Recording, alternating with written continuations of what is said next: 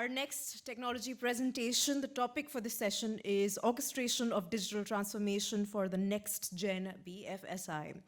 Our speaker for this session is Mr. Saks Krishna, Chief Growth Officer, 3i Infotech Limited. He is the Chief Growth Officer at 3i Infotech Limited, has over 30 years of experience in IT and technology domains across North America, Europe, India, and APAC with repeated success in digital transformation.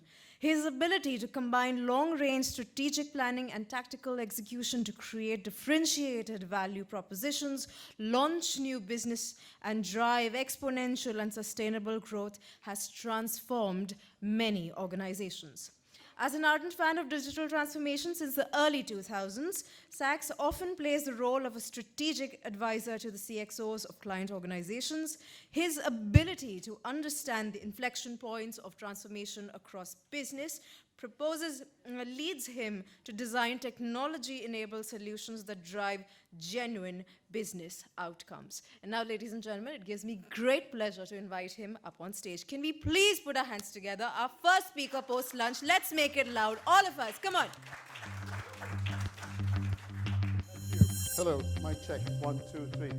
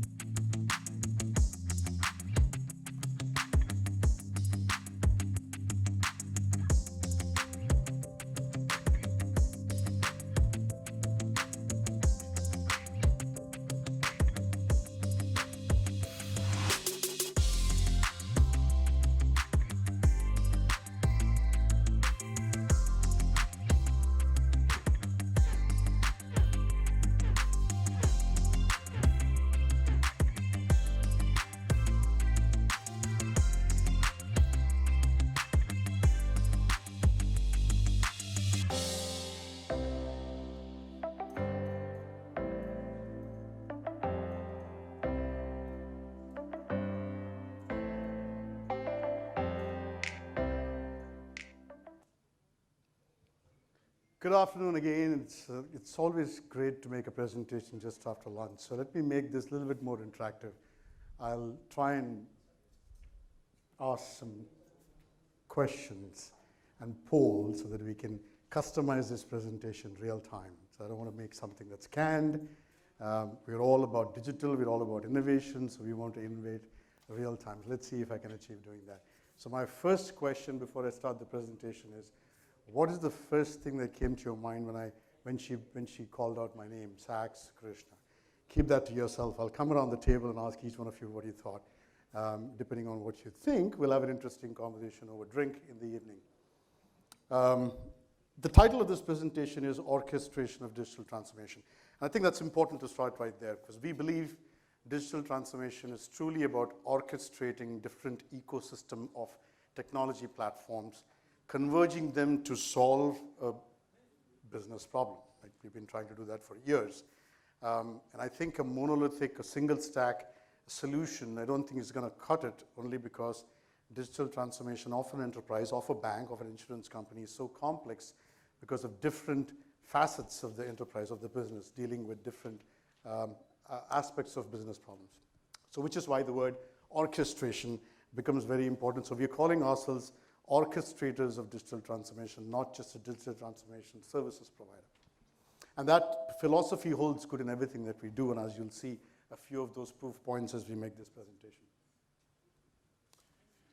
For those of you, many of you in this room probably know 3i for many years. Some of you have worked with us, some of you have engaged with our company over many years, and some of you know that the company went through, what happened to 3i? It's been around for quite some time. Yes, we were around for 25 plus years. We're a 25 plus years startup. We reinvented ourselves. We were reborn about 15 months ago as a new 3i. And today's presentation will hopefully reflect and give you a glimpse of what that new 3i is starting from the earlier slide that I put, which is orchestration of digital transformation. 5,000 employees, 850 plus active clients, 50 plus in BFSI, 4 continents like you saw before. So we've got scale, at least from a point of presence perspective. We've got scale to support our customers across the globe. I'm based in the US. I'm based in both capitals, actually, Delhi and Washington, D.C., of 2 biggest democracies. But when I meet a lot of CXOs, fortunately, in my career and my business, and many CXOs in banks. And I've heard some common themes, and I'm going to put them up here, and hopefully, we'll get some resonance of the same themes here. And I've not had an opportunity to work with some of you. I'm hoping to do that. But if I look at the global, kind of what the challenges CIOs are facing or CXOs are facing in a bank, is the first and foremost seems to be that there is siloed legacy applications. Different applications for different people. There's not one application, except for one person that I met today.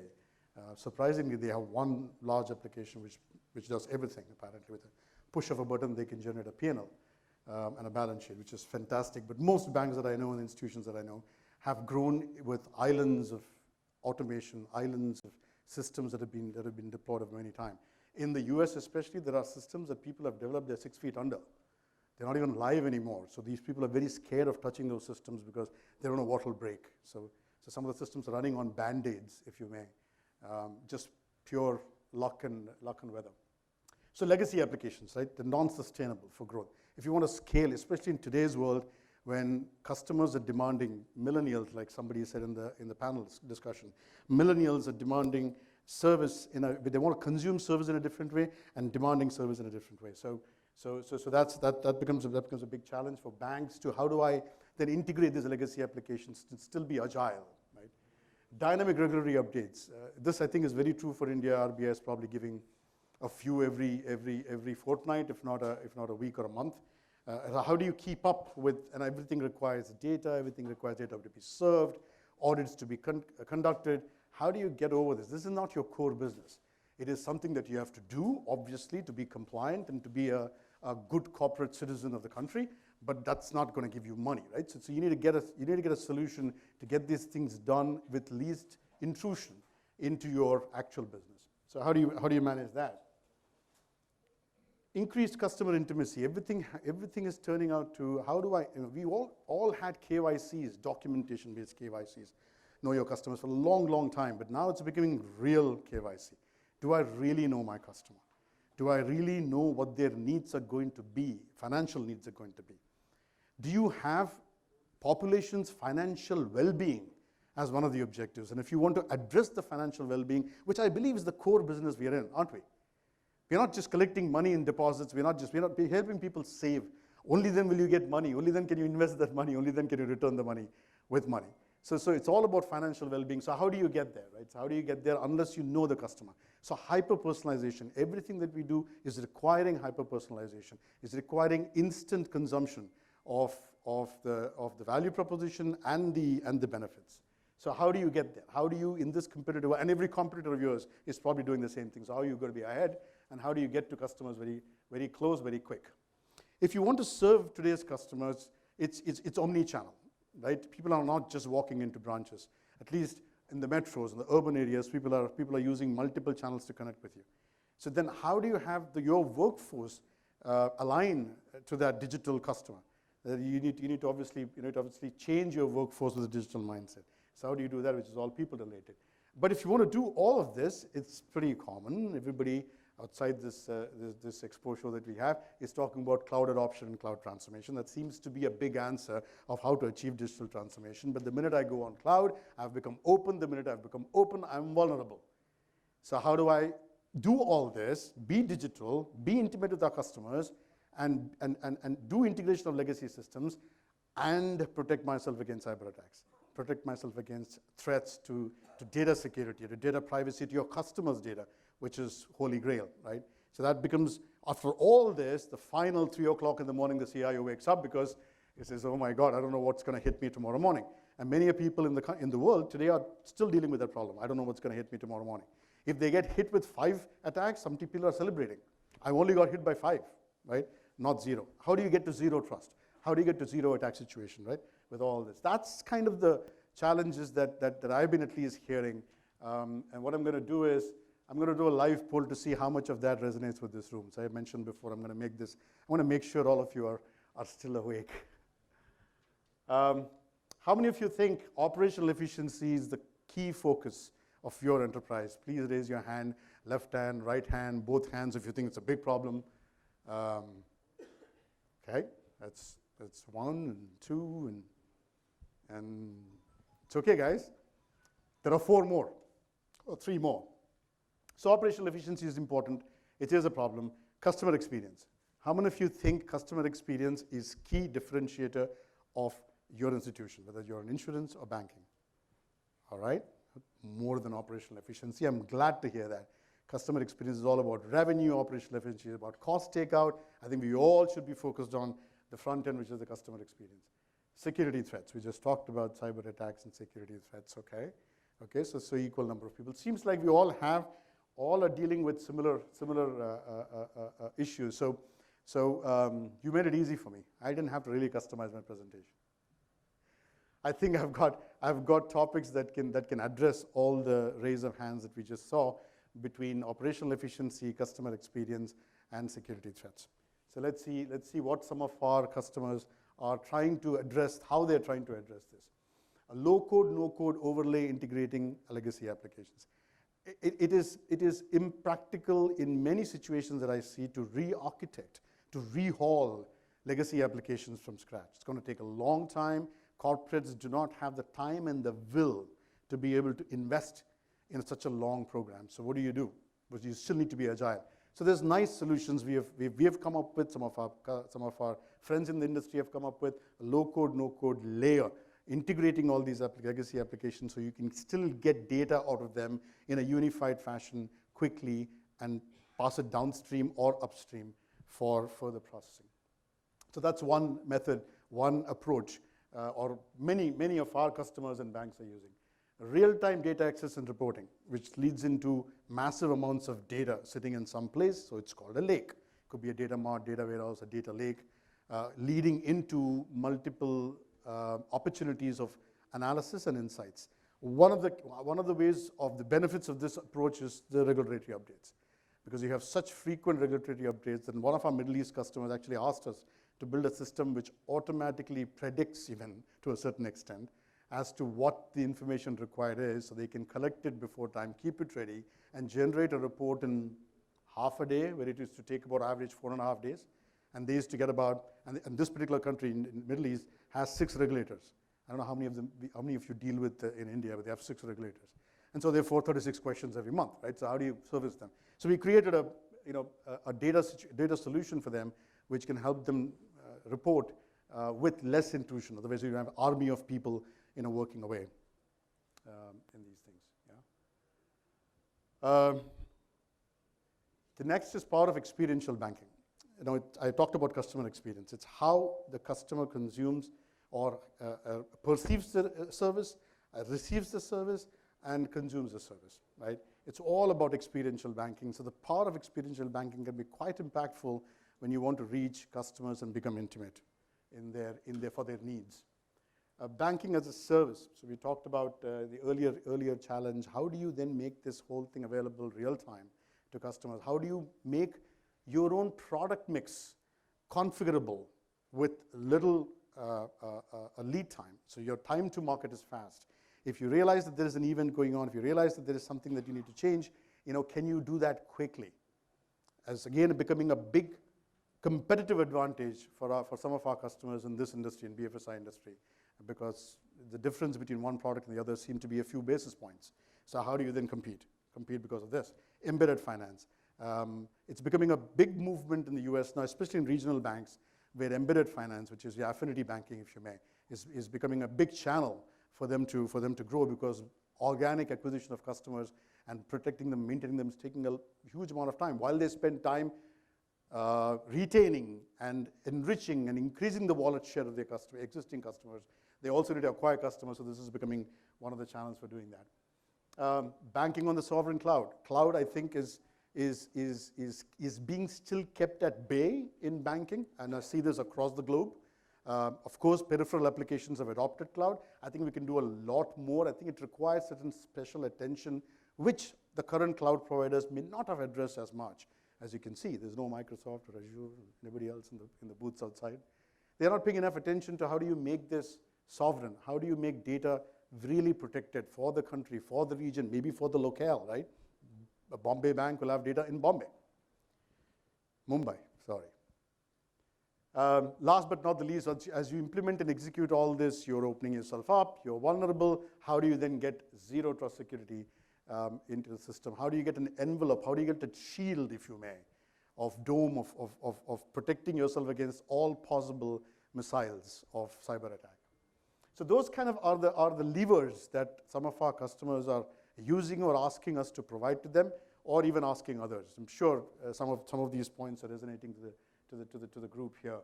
And our solutions for your challenges, right? So what do we do? What do we do as 3I, the new 3I, which kind of plays in this? So let's take each one of those questions for which you raised your hands.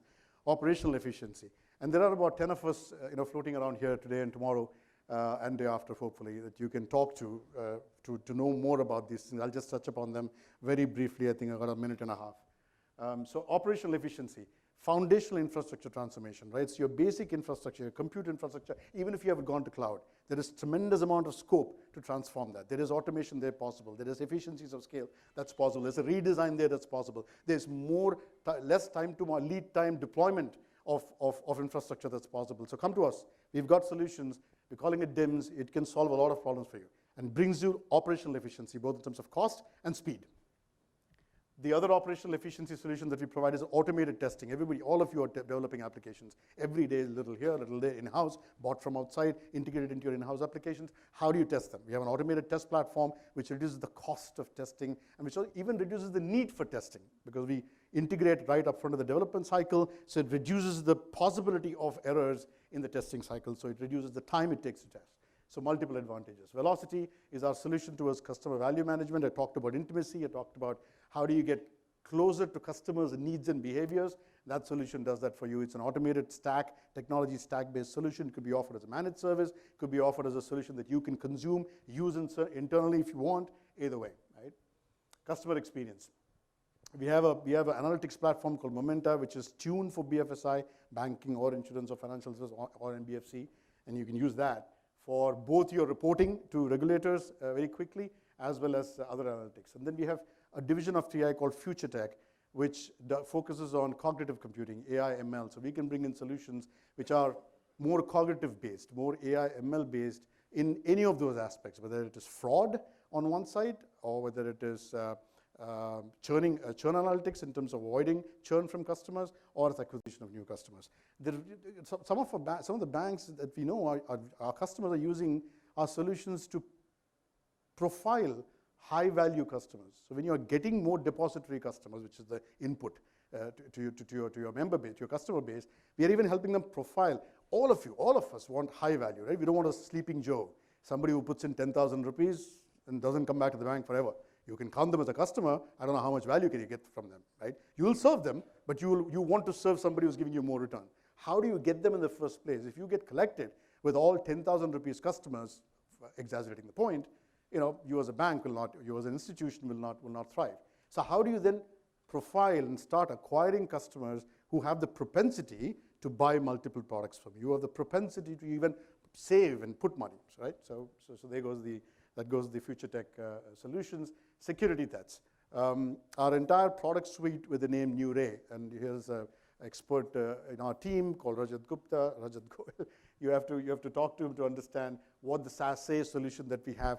That the only point I'd leave behind the solution for you is, typically I've seen any financial institution uses, in the US at least, I keep quoting that example because I'm familiar with that market, 8.7 to 9.2 products, security products in their bank. And for these 8.7 to 9.2, they've got 18 people supporting them. Right? Somebody is monitoring this tool, somebody is looking at this tool. So where is automation in this? Where is efficiency in this? By New Ray Edge, your one platform consolidates all the 8.7. You've consolidated 18 people to 2 people. So it's a very powerful solution which not only protects you from all aspects, but also reduces the cost and increases the operational efficiency. So that's my spiel for you, exactly on the dot of 0.000. Thank you very much. I'll take any questions right now if the organizers allow me. Otherwise, I'm around. My team is around. Please feel free to ask anything that's on your mind. Hopefully we'll answer it for you. Thank you. Thank you so much, sir. We'll allow one question if there's anyone out here. Anyone? Well, I guess not.